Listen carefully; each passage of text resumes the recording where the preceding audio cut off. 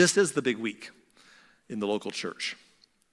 This is the week that leads to the signature event of our faith, to the reason that we gather and worship every week. And it's a big deal, and it will culminate this coming Sunday. Don't miss it. Bring someone with you, grab a card, take it home, pass it on. So we're going to break from our series. We've been doing a series through what we call the books. We've been into the Hebrew scriptures for a bit here. We're taking a break from that to discuss, of course, the cross on Friday coming up and the resurrection on Sunday coming up. But today, we're discussing the week that led into all those events. It begins today, the first of 8 days. Today is known as Palm Sunday. Next Sunday, the resurrection. To study the events of these 8 days as deeply as they deserve would take a very long time. John in his gospel spends many, many chapters just talking about the very night that Jesus was arrested. That one night, he spends several chapters discussing it. Matthew, Mark, and Luke join him in spending a lot of time talking about these 8 days. And if we were to do it justice, we would probably need several months just on this 1 week of Jesus' life to teach all the lessons and pull all the little threads that are in the story. Not today, but perhaps this upcoming year or very soon. For today, I would like for us to focus on just one important theme in all of that narrative. There's so much to discuss. We'll get to the cross, Friday, the resurrection Sunday, all the events that lead up to it. We need months for. I'm going to pick one theme. And it's really a thread. You ever have a thread that you can pick at, you keep pulling it? There's a thread that weaves all the way through Holy Week that maybe we overlook sometimes. Maybe we don't. But I want to tug on that thread today and make an observation that will hopefully be applicable to how we live our lives today as people of faith as we walk into this special week. It begins with the triumphant entry of Jesus as he walks into Jerusalem. He's riding on a colt, entering the city. People are singing his praises. They're laying palm branches down in front of him. They're laying their garments in front of him, and they're crying out praises to his name. And that's why we call it Palm Sunday. We usually read the story of Palm Sunday on this day, but we're not going to read those verses today. Instead, what I do want to do today is just remind you of a couple of the dynamics that are going on here. First of all, Jesus is entering Jerusalem in the major festival. There were 3 of the Jewish festivals that were the most significant or major festivals that they celebrated, where they would come from all the countries. They lived in many countries. They were scattered in many countries, but they would come into the city of Jerusalem to the temple for festivals. And there were 3 major festivals that would bring them there. And the biggest one was Passover. And the second biggest one was Pentecost, and the third one was Sukkot. And that was later in the year, but these first 2 were close together within weeks apart. And so Passover was the big one. And people would pack out for this week, and really for the weeks that followed into Pentecost, they would pack out the city of Jerusalem. And it was a great time for the city to thrive as a business, because you would fill all the lodging. And you would not only fill all the lodging, but you would also, you would sell food like crazy, and you would sell goods and merchandise and necessary sacrifices for their religious customs. It was such a big deal that I compare it a little bit to how we celebrate after Thanksgiving and into Christmas, Black Friday to Christmas. Retail stores say it's the most profitable part of the year for them economically in the world. Like they make all their profits in that 1 month. Well, the commerce of Jerusalem would be heavily successful on this one time of the year. All 3 festivals, but especially Passover, and especially Passover to Pentecost. So people are pouring into the city from all over the place, and Jesus arrives. Many of the people who are coming to the city lived in the other countries that he had traveled to and visited, where he had done miracles, where he had healed the sick, where he had raised the dead, where he had fed the hungry, where he had taught the people. And as he helped people, they loved him. And that's why they're singing praises to his name. That's why they're laying down the palm branches or their garments. And that's why this moment is happening. And if you understand the dynamic of the heart of Jesus, The people loved him, but not all the people loved him. The strongly religious crowd did not love Jesus. He wasn't doing it right. You ever want to see someone get frustrated in life? It's religious people getting frustrated at other people who aren't doing it right. That's not how we do it, We don't do it that way. This is not how we do the God thing. It's frustrating to them, because this is how I believe we're supposed to do it. And so they were mad at Jesus because he didn't play in their sandbox. He didn't do it their way. He ministered to people they didn't like. He rubbed elbows with them. But on the other hand, what's interesting is that people who were nothing like Jesus liked Jesus. And Jesus liked people who were nothing like him. Isn't that interesting? And they were the focus of his ministry. He ate with them. He served them. He taught them. But again, the religious system, they weren't so much a big fan. The religious system was consumed by what we would call today nationalism. And I'll put a statement on the screen so I can kind of unpack the nature of the religious crowd of Jesus' day. And that is this, that Jesus lived in a time when religious people were arrogant and angry over politics and against culture. That's the time in which Jesus lived. Does it sound familiar to any of us? I don't know if that's just a little, this is when Jesus lived. He lived in a time when religious people, when I say arrogant, a term that you would use in church world would be self-righteous. Self-righteous. We are better than others because, we do the God thing the right way and they don't, and so we're better. Better than people who don't follow God, or better than people who follow God in a less good way. Self-righteous, arrogant. And that's a turnoff to everybody else, right? And angry at people. In fact, oftentimes they would classify everybody who was not them under a couple different labels. They would call everybody else tax collectors and sinners, 2 labels. And the word tax collectors did not just refer to people who were tax collectors, it referred to people who were on the wrong side of their political nationalism. Because to them, the biggest issue that amongst the religious people of that day was not reaching the world with God's love. The biggest issue of that day was getting Rome overthrown and kicked out of their country so they could have their country back the way they wanted it.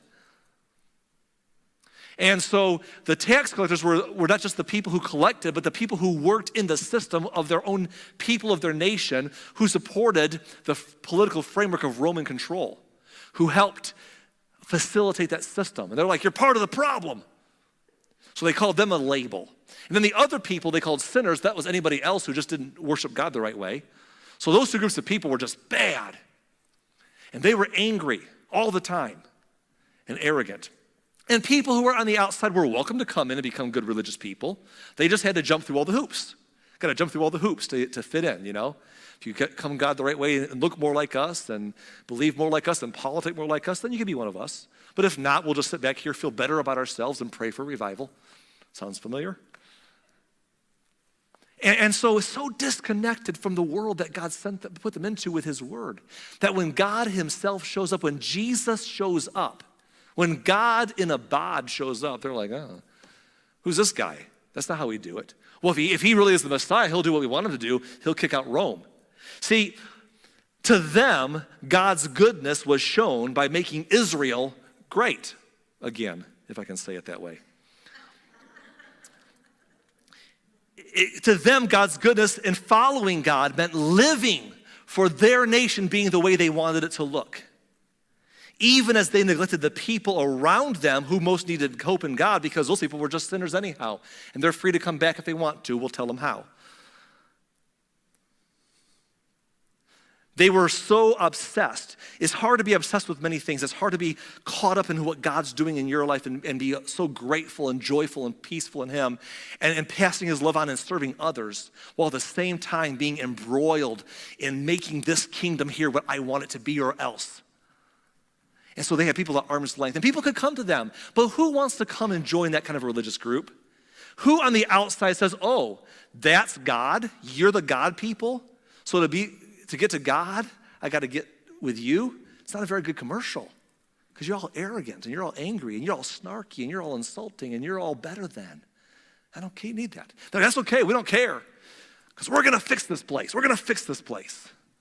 This was the tension that Jesus was walking into. The people were putting their palm branches down. They're singing his name. The religious people are like, tell them to stop praising you. We're here to worship God. And he goes, hello, I'm here. They're like, yeah, but they should stop. And he's like, if they can't stop, because this is ordained. And so we know the story, but I want to pull out something that we don't always overlook, we often overlook. As he rides into Jerusalem on Palm Sunday, Luke records a pause in the journey that I don't want you to miss. In Luke 19, in verse 41, it says this, but as Jesus came closer to Jerusalem and saw the city ahead, he began to weep. And you're like, why would he weep? Like, I mean, they're praising his name, laying palm branches down. This is the big festival of the Passover. Why would he weep? But he wept. And if you want to know why, just keep reading. Verse 42, he said, how I wish today that you of all people would understand the way to peace. But now it's too late, and peace is hidden from your eyes. Oh, we know about peace. We're fighting for peace. We'll kill for peace. We know, no. The Prince of Peace is right here. If only you knew the way to peace. But you just can't see it. It's right there, and you just can't see me. And he goes on in verse 43. He says, before long, don't miss this now, this is a prophecy. This is Jesus prophesying things that would seem so strange at the time, but let's read them anyhow. He says, before long, your enemies will build ramparts against your walls and will encircle you and close you in from every side. They will crush you into the ground and your children with you. Your enemies will not leave a single stone in place because you did not recognize it when God visited you. He didn't say God's going to do this to you because God doesn't like you. That's not what he was saying. He was saying your enemies will do it. The people that you're busy fighting against are going to do this to you one day. And it wasn't necessary, but you couldn't see that because you didn't understand what it was all about when God showed up, when he visited you. And so you kept on doing the thing that you thought was all spiritual and godly and right. And it's going to get you an outcome you don't want. Because when God showed up to show you a different way, that was so unimportant. What about this? And Jesus said, what can I do? And he wept. He wept. On Palm Sunday, if you didn't know that, you know it now. Jesus wept. Well, as Jesus arrives in the city, he turns up the temperature. I mean, he turns up the temperature, and he does it for a reason. He knows that he came that week to die. If you want to understand why he came to die, I told you the city is packed out for the Passover festival. All people who he had been ministering to, the people, he was a fan. He was a celebrity figure at that point. And he knew that he had done all that attention gathering through his miracles so that when they all come to the Passover feast and the city is packed full of people, there'd be lots of witnesses to his crucifixion and his death. And then there'd be a lot of witnesses to his resurrection. And he knew that this was the big week to make the splash that would change the world. And boy, hasn't it changed the world? If you doubt how much it changed the world, here we are 2,000 years later today still praising and worshiping his name in Cedar Lake, Indiana on Sunday morning. So he is doing it this week, but in order to get crucified, it's not going to be the people who are laying the palm branches down. They're not going to be the ones that are ready to kill him. He had to stir up the ones who hated him already. So he pushes the buttons of the religious leaders all week long. He walks into the temple the first day, the next morning, and he tosses over their money-changing tables where they sold animal sacrifices. And he grabs a whip and he drives them out of the temple. You see, the people would come to the temple because it was a necessary part of their religious customs. This was to bring animal sacrifices, like lamb or a goat, or if you're really poor, a couple turtle doves. It's part of their system of worship that they had inherited. And the problem was that was how they're supposed to build this bridge back to God because of all the sins and all that kind of stuff. And so because of that, people who lived there said, well, folks are coming far away or from close who don't have livestock, or perhaps they can't travel with livestock, so we'll sell them to them at an inflated price. We'll make money off of their ability to get right with God. And Jesus walks through and just tosses that stuff over and says, my house will be called a house of prayer. You've turned it into a den of thieves. You have taken what is about people connecting in relationship with God, and you've turned it into something to line your pockets. he's mad. Well, he doesn't stop there. He's poking the bear. He's instigating his enemies to where they're willing to say, let's kill him. And he doesn't waste any time. He calls them, you want a spicy chapter to read? Read Matthew 23. Woe unto you, scribes and Pharisees and religious leaders, you hypocrites. You're like dead man's bones in a pretty casket. I mean, he goes on and on and on. I don't even have the words for it without reading the passage. Matthew 23, you're welcome. He goes on and turns up the temperature and instigates his haters. And they finally send people. They eventually conspire with Judas to betray him. They want to arrest him. They need to do it privately because the crowd loves him, but maybe they could get the crowd turned against him, so they put a plan into place, and we find it in Luke 20, verse 20. It says, watching for their opportunity, the leaders sent spies pretending to be honest men. They tried to get Jesus to say something that could be reported to the Roman governor so that he would arrest Jesus. In other words, they didn't like Rome. These are the religious people whose, you couldn't tell where their religion stopped and their nationalism started. They wanted Rome out of there. But they're glad to use their enemy to take care of their other enemy. If we can get Rome to arrest Jesus, we get rid of Jesus, and Rome will be very unpopular because Jesus is popular. We can maybe make our case to get rid of Rome. So they're going to try to get Rome to take Jesus. They're trying to stir the pot and play the game because that's what they did. So they come trying to trap him up in something he would say. They could get him in trouble with the Roman authorities. Verse 21, teacher, they said, we know that you speak the truth. You speak and teach what is right.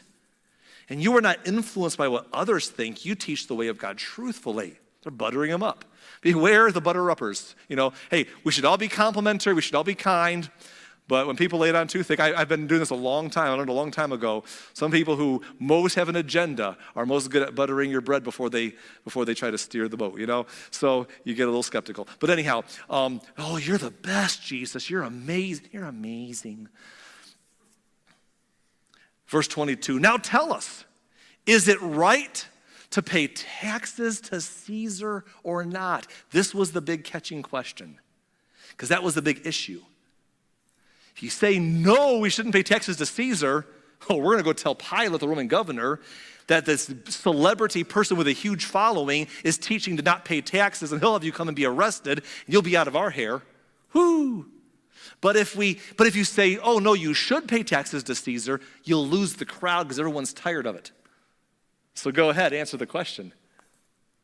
The funny part was every one of those religious leaders who asked them the question, their answer would be, we should not pay taxes. That was their whole mission, get Rome out of there. But they weren't going to report themselves, of course. They were just stirring up the pots privately. But you know what they were doing here? It's so easy to see what they were doing here.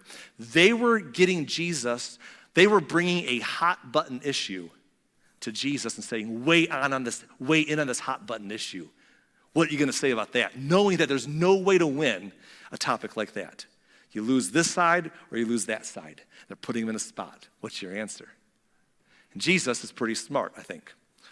So he handles it pretty well. Verse 23, he saw through their trickery and he said, show me a Roman coin. I love this. Show me a Roman coin. Whose picture and title are stamped on that Roman coin? Caesar's, they replied. He said, well then, give to Caesar what belongs to Caesar, and give to God what belongs to God. He says, y'all worried about the monetary system and who's in control and who's printing the money.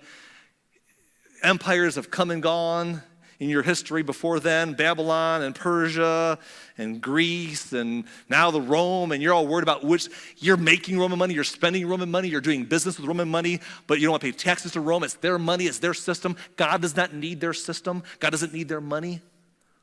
So, I don't care. Give Caesar what it's his stuff. Give it to him what he asks. It belongs to him. But give God what belongs to him. And in saying so, he didn't deny taxation so they couldn't turn him over to Pilate. But at the same time, he answered so well that the people who were there for Holy Week are like, ooh, that's good. And the people who wanted to get him trapped up, who were all about the hot button issue and were all political, had nothing to say but walk away. And that's why they conspired with Judas to have him arrested in the Garden of Gethsemane. Well, I'm not going to keep going here. That very same evening, before they left, this is a big deal, before they left Jerusalem, the disciples and Jesus walk outside and around the temple. And the temple was opulent. The temple was magnificent. It was, that's what they put all their money into. It was a gorgeous building of religious impression. And the disciples are impressed, and so they said in Luke 21:5, some of the disciples began to talk about the majestic stonework of the temple and the memorial decorations on the walls. But Jesus said, and don't miss it, Jesus said, the time is coming when all these things will be completely demolished. What? What? Yep. Not one stone will be left on top of another. That the disciples were with Jesus when he rode in on Palm Sunday. They saw him weep, and if his tears caught their attention, they heard him say something very similar to this about the city of Jerusalem when he arrived. We read that earlier, right? Now he's sitting outside the temple saying something very similar about the temple. It's going to be completely demolished one day. Not one stone will be left on top of another. It's a jarring thing to hear Jesus predict. So they leave the city, they head over to the Mount of Olives. And on the Mount of Olives, they ask him about that topic. They're like, what is going to happen? What's happening in the future? Can you tell us what's coming? And Jesus goes into this long talk that we call the Olivet Discourse, if you've ever heard that term in church. It's a long talk on the Mount of Olives where he talks about the future. Some of it's the distant future that hasn't even happened yet to this day, like apocalyptic stuff. But some of what he talks about is the closer future within so many years or decades from them that's already happened by now. And as he talks about these things, they're all listening with wide eyes and ears perked up as he describes these things he's been saying that are so intense. And I won't read the whole Olivet Discourse to you, but I want you to notice the theme in Luke 21:20. Jesus says, and when you see Jerusalem, don't miss it, when you see Jerusalem surrounded by armies, picture the imagery. When you see Jerusalem surrounded by armies, then you will know the time of its destruction has arrived. Okay? See the imagery. And then he adds this in verse 21. He says, then those in Judea must flee to the hills. That's the countryside around. Go to the hills. Get out of there. Those in Jerusalem, in the city, must get out. If at all possible, get out. And those out in the country should not return to the city. Don't even come here. Just stay away. Just go. And he goes on and continues his discourse. These are strong prophecies that he's making. Well, next day he has his last supper with his disciples in the upper room, establishes the Lord's Supper, communion. That night they go to the Garden of Gethsemane. Judas betrays him. The religious leaders arrest him. He's taken back to their headquarters where they accuse him, put him on trial, condemn him, beat him around. That next morning they take him to Pilate, the Roman governor, because their festival week was there. They didn't want to dirty their hands with an execution. So they said, we found this man guilty, execute him for us. And Pilate tries to get out of it, but they kind of threaten him with, this is an insurrectionist, and so they won't let him. So Pilate takes him, has him beaten brutally beaten, terribly beaten. And then after he's beaten and bloodied with a cat of nine tails, Pilate says, tries to get him released again. They say, crucify him, and they have Jesus hauled away to be crucified. We'll discuss the crucifixion this week on Good Friday. But I want you to see something that happens on the way to the cross that fits the thread that we're pulling on today. Luke 23:26 says this, as they led Jesus away, a man named Simon, who was from Cyrene, happened to be coming in from the countryside. The soldiers seized him and put the cross on him and made him carry it behind Jesus. A large crowd trailed behind, including many grief-stricken women. Why are these people traveling behind Jesus? They're upset. They loved him. They saw the things he did. And these women especially, they were just so sad to see him beaten to a pulp. And now having a cross taken, they've not only been beaten terribly, and it's sad, but he's about to die the most gruesome form of execution that Rome reserved for its worst people, and die and suffer on a cross. And as they're watching him be hauled away in that condition, they're following behind, weeping. They're grief-stricken. And look what Jesus says in verse 28. But Jesus turned and said to them, daughters of Jerusalem, don't weep for me, but weep for yourselves and for your children. Wait, for myself? I'm doing fine. Weep for yourselves and weep for your children. For the days are coming when they will say, fortunate indeed are the women who have no children, who are childless, the wombs that have not borne a child and the breasts that have never nursed. People will beg the mountains, fall on us, and plead with the hills, bury us. For if these things are done when the tree is green, what will happen when it's dry?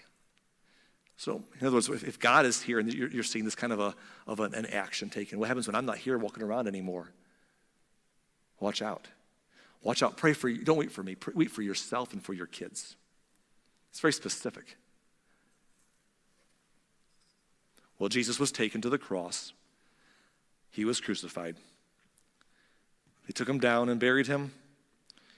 And on the third day, he rose again, seen by at least 5 people that day, and over hundreds and hundreds and hundreds of people over the next 40 days, to where Jerusalem, full of people for the festival, believed on him and exploded into faith on Pentecost Sunday, and the early church was established.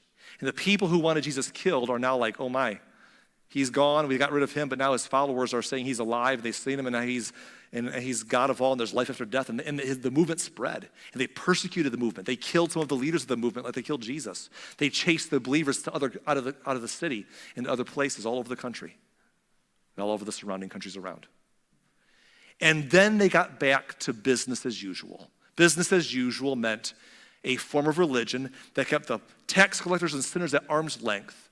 They had their system that was angry and caught up in their nationalism and pushing against this Jesus talk that they tried to get rid of and going on their business like always. And everything was fine for a few years and even a few decades until the year 66 AD.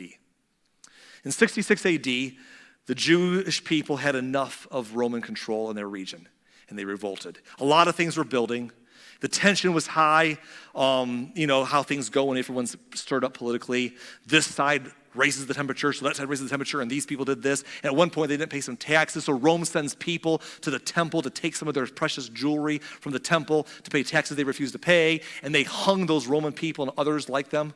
Yikes, lynched them. So the Romans came back and lynched a bunch of their leaders and power. And that led to people in the country getting mad because Rome's picking on us.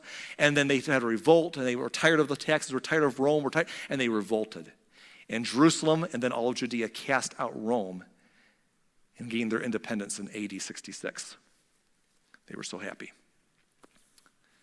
Everything was good. They got what they always wanted, what the centerpiece of what they thought was. That's what God's about. What good is God if it's some kind of in the sky home someday and with me now, whatever. It's about making my world the way I want it, and they got the world they wanted in AD 66. But in the next year, AD 67, Emperor Nero sends his general Vespasian with armies to reconquer Judea. And they begin to conquer all the cities all over Judea, saving Jerusalem for last. And in 69 AD, he stops because Nero dies. And Vespasian, the general, is called back to Rome to become the new emperor of Rome. But the following year, he sends his son, Titus, to continue his siege of Judea and specifically of Jerusalem. General Titus comes in the year AD 70 to Jerusalem, about 30 to 35 years after Jesus had made those prophecies. He shows up in Jerusalem with the Roman Empire. And guess when he shows up? Holy Week. He shows up right before Passover, like we're celebrating this week, right before Jesus rode in on the colt on Palm Sunday 30-some years earlier. He shows up before Holy Week, and he surrounds the city with his army. And people from everywhere, Jews from all over, are pouring into Jerusalem for their annual Passover feast. And as they get close, they realize Roman soldiers are surrounding the city. What do we do? And General Titus told his soldiers, let them in. Anyone wants to come, let them in. Encourage them to go in. Escort them in. Let them go. When everyone poured into the city, he said, don't let anyone out. And they filled the city to delete the food supply and pack it out. And he surrounded the city and kept it locked. And within 3 weeks, they tore down the third wall on the west side, and much of the north wall was breached on the another side. And the only wall that was really left surrounding the city was the city itself and the temple, the main wall. And it was a tough nut to crack. And for several months, a war was waged. And in the city of Jerusalem, there were people who were fighting with each other, saying, we need to make peace with Rome. This has gone too far. And others were saying, no, we're going to fight to the death. And this was back and forth. They got to the point where people in Jerusalem were arguing about what to do with Rome outside the walls, killing each other literally. In fact, some zealots got together and burned the food supply in the city to try and force the people who were trying to take it easy to fight with them, to fight alongside of them against Rome, which then the siege went on, and then cannibalism was happening, and it was insane. And several months went by, and Rome tried to breach the walls, and when they sent an emissary one time, they killed the emissary trying to negotiate. They almost killed General Titus once. It was bloody. They finally broke through the wall. They burned a bunch of Romans, got trapped in the wall and killed them in a fire that they set around them. But they finally got through the walls and into the city. And in the fall, September, October range of AD 70, they breached Jerusalem. And they were so angry. They were so angry at the opposition. They were so angry at the fight and the stubborn, ugly, bloody battle and the rebellion of the Jewish people in the city that they went and slaughtered everyone. They walked through and killed and massacred everyone in front of them, men, women, and children. Cut open women who were pregnant, just cut them open, walking upon their bodies as they went through the city and crushing behind them. To the last fortified people were in front of the temple trying to guard their temple. But by this time, fire arrows had been shot and the wall was on fire. The temple had caught on fire several times. A lot of it was already burned down before this point because of the flames. But they came to the temple last of all to finish the job, and they killed the last of the people.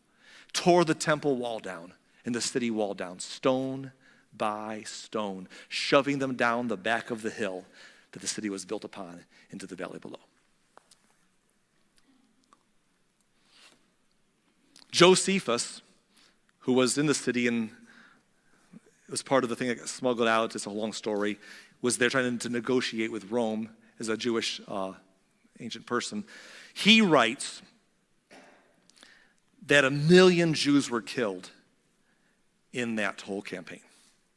Other historians have pushed against that number, understandably so, because they're like, there's the impossible. There was only 500,000 Jews living in the entirety of the Judean area, so how could you kill 1 million in the Jerusalem campaign? And that's a good point.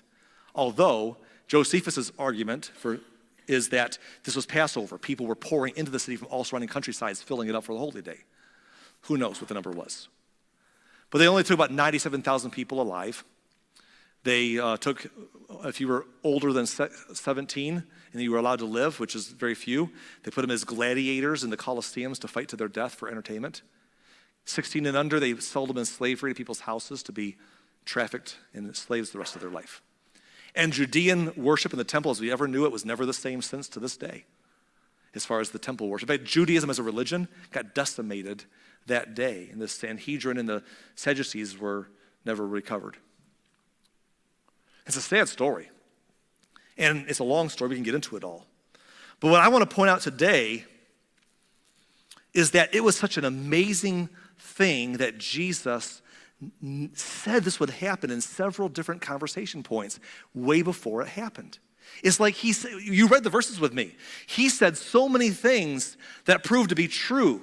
Just a few decades later, you're like, how did he know that? Well, we know how he knew that. He was God. But still, the people who around him had to be astounded. In hindsight, if you, I don't care, whatever your faith journey looks like today, we can all step back and be impressed with the remarkable accuracy that Jesus historically depicted this event way before it happened.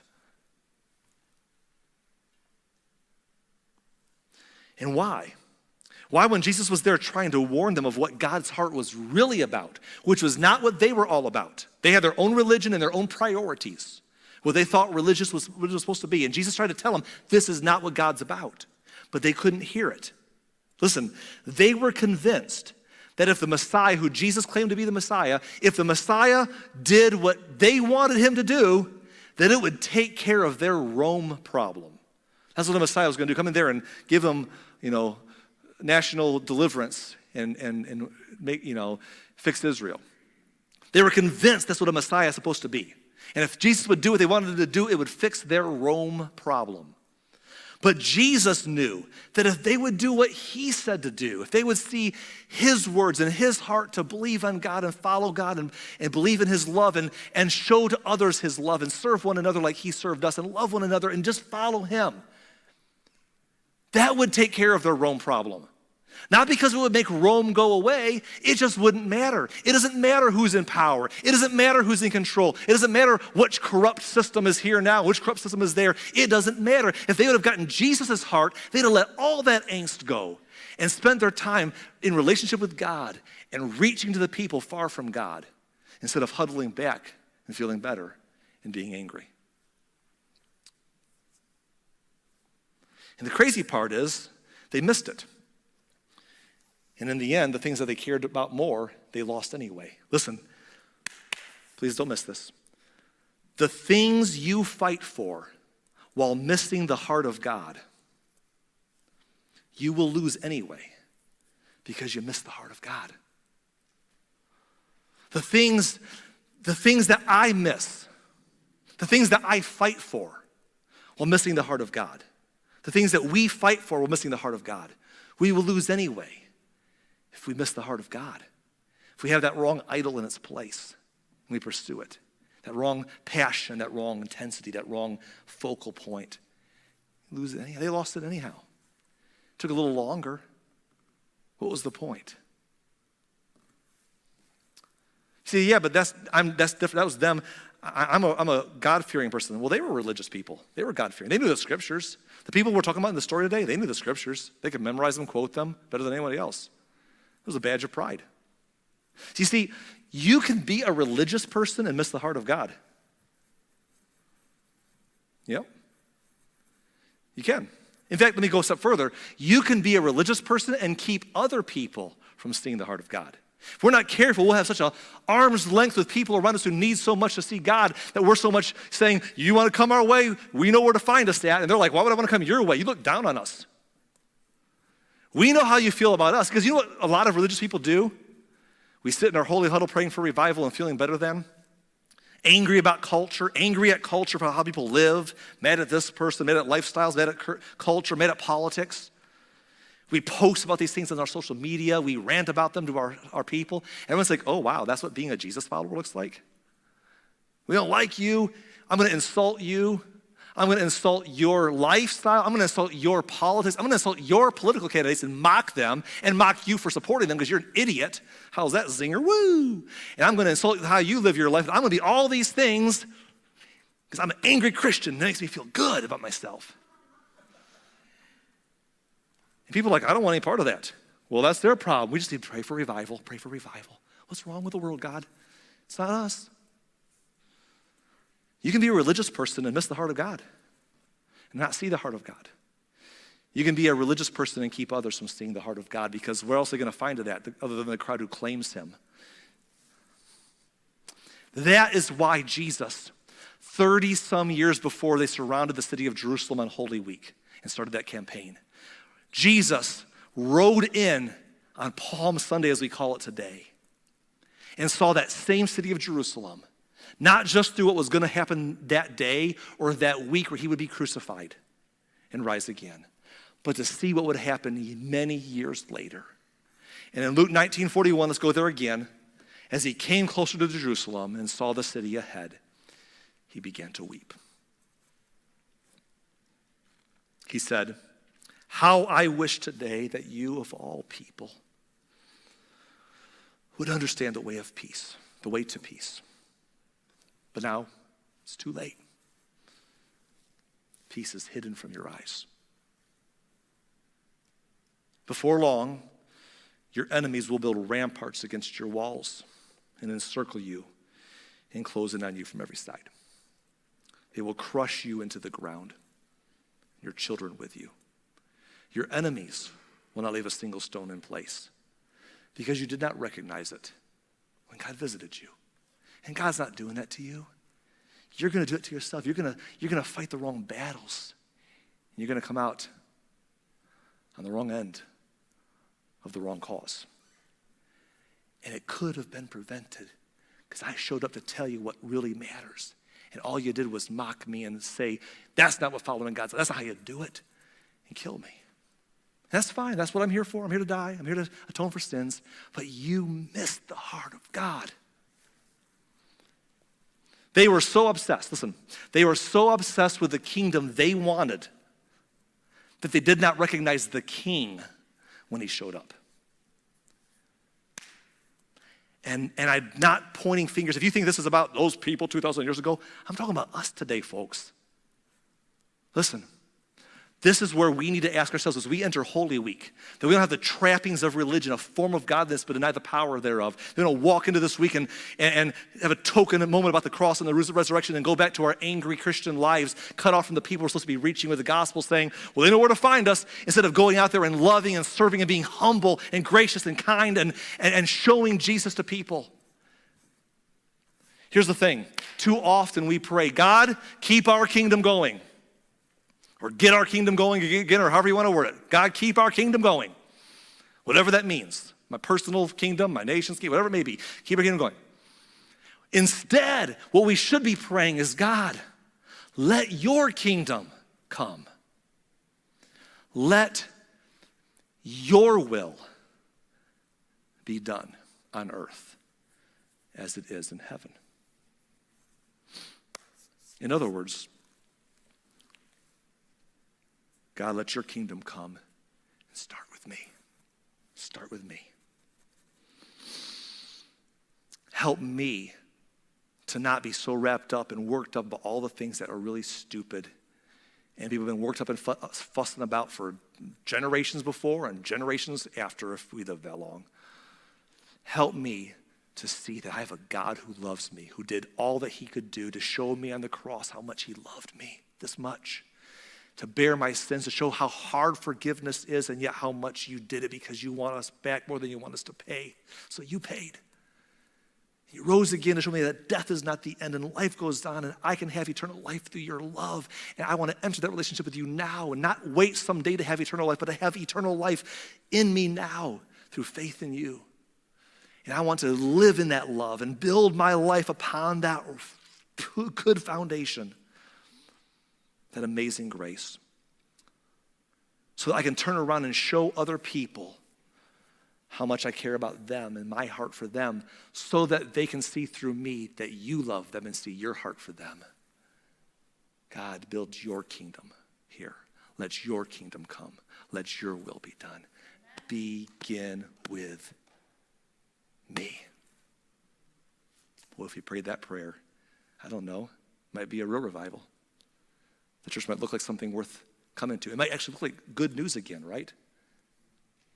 That might change everything. It's got to start here. Let's pray.